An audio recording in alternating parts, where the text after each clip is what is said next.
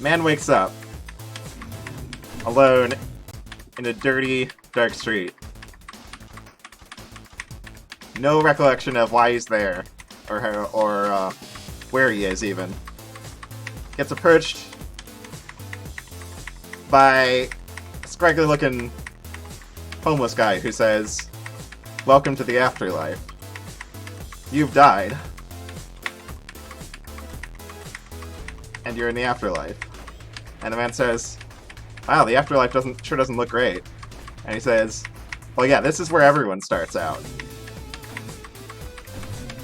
If you want to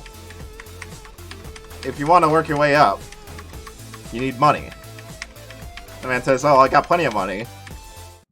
And the guy says, "No, your money from when you were living won't do. You have to work here." All of a sudden, there's a loud bell that rings. And the guy looks at him and says, "It's time for dinner." So they go into this prison-like looking building. Go into this cafeteria line. And the food is just absolutely abysmal. It's, like, dry, stale bread, cloudy tap water. But he needs to eat, so he will sit down. So he asks the old man how he can move up in the afterlife. And the man hooks him up with a job. And he works for months before he's saved up enough money to move up. So he goes to the gate, hands the guards his money, and the gate takes him to a new city.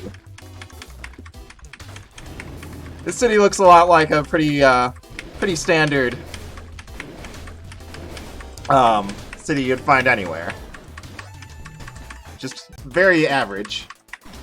And as he enters, the same old man who greeted him in the first world walks up to him and says, "Welcome to the second tier of the afterlife." Then something like a school bell rings, and he says, "Come, it's time for dinner." They go into this office, and there's some okay food. Just some, some basic, like, cheese pizza and stuff, and it's nothing special, but it's not bad.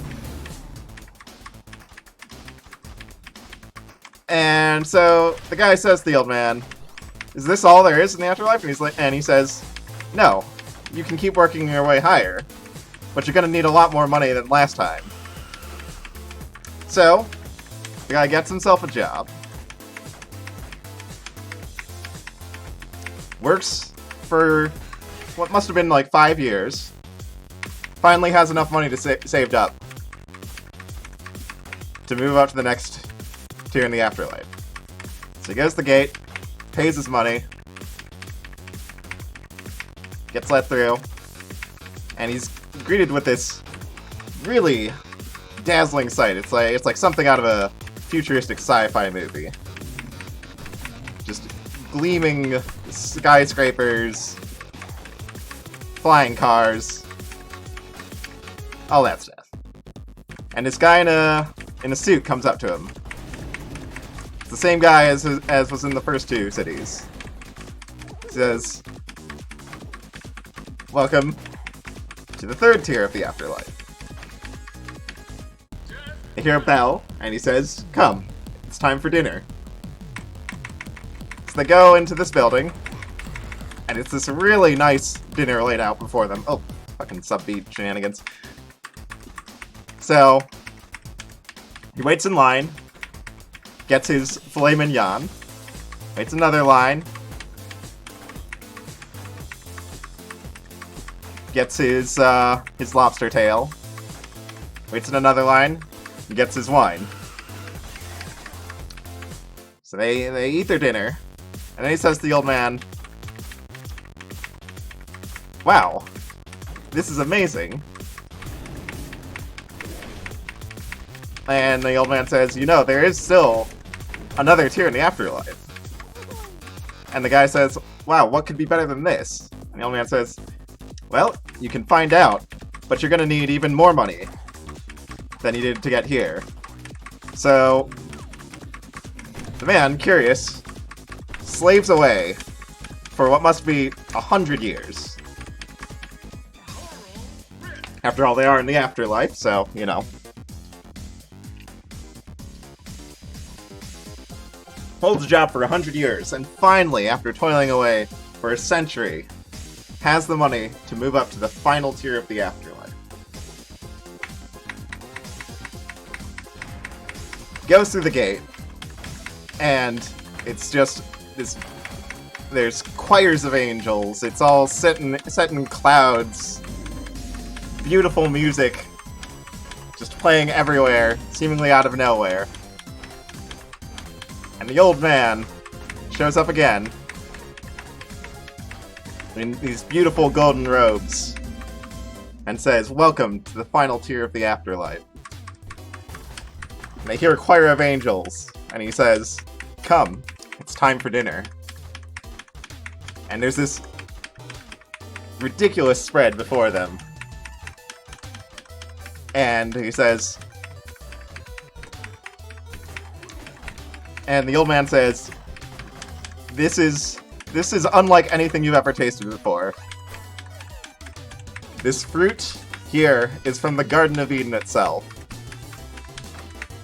This dragon steak is absolutely divine. And this punch is made from ambrosia, the nectar of the gods. So, the old man waits in line, gets his steak, waits in line, gets his fruit, and then he goes back to his table. And the old man looks at him and confused. And the man just says, "Well, there was no punchline."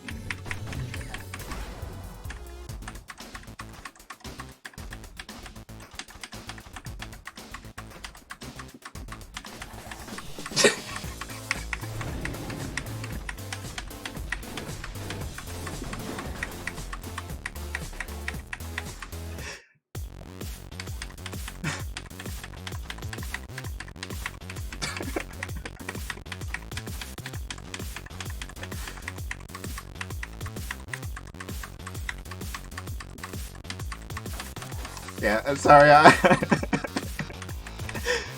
I kind of screwed up a few points, you know, a few lines and stuff, and details. I hope you'll forgive me for, you know, trying to tell jokes while playing Code a low %, but there you have it. Wow, I tell bad jokes and I get resubs. I should do this more often. Thanks, Taro.